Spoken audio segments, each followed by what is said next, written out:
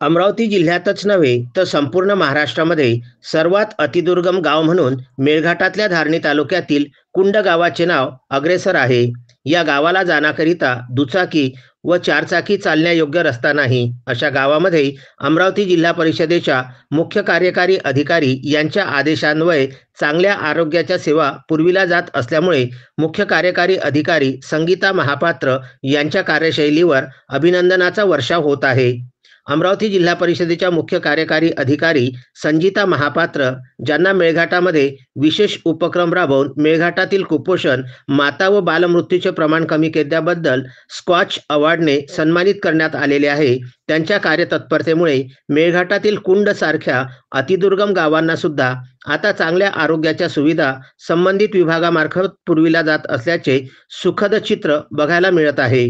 जिल्हा परिषदेच्या मुख्य कार्यकारी अधिकारी यांच्या आदेशान्वये मेळघाटामध्ये गेल्या काही काळामध्ये अतिसार आणि साथीचे रोग पसरल्यामुळे मोठी जीवितहानी झाल्याचे बघून आरोग्य सेवकांकडून नियमित विशेष करून ग्रामीण भागातील पाण्याची तपासणी, नागरिकांच्या आरोग्याची तपासणी, स्वच्छतेकडे विशेष भर दिला जात आहे.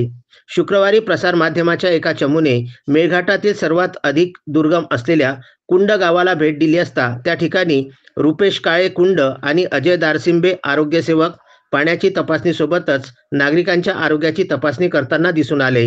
या प्रसंगी आरोग्य सेवकांकडून नागरिकांना प्राथमिक उपचाराकरिता औषधी सुद्धा वाटप करण्यात आल्या. जिल्हा परिषदेच्या मुख्य कार्यकारी अधिकारी संगीता महापात्र यांच्या आदेशान्वये हे उपक्रम सुरू असल्याबाबतची माहिती उपस्थित आरोग्य सेवकांनी प्रसारमाध्यमांच्या प्रतिनिधींना दिली.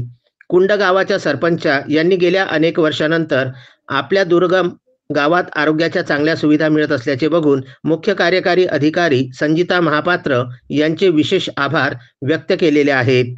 तस्मीन शेख, सुलेमान मेमन, शकील अहमदसह जुगल किशोर जयस्वाल, विदर्भ न्यूज, धारणी.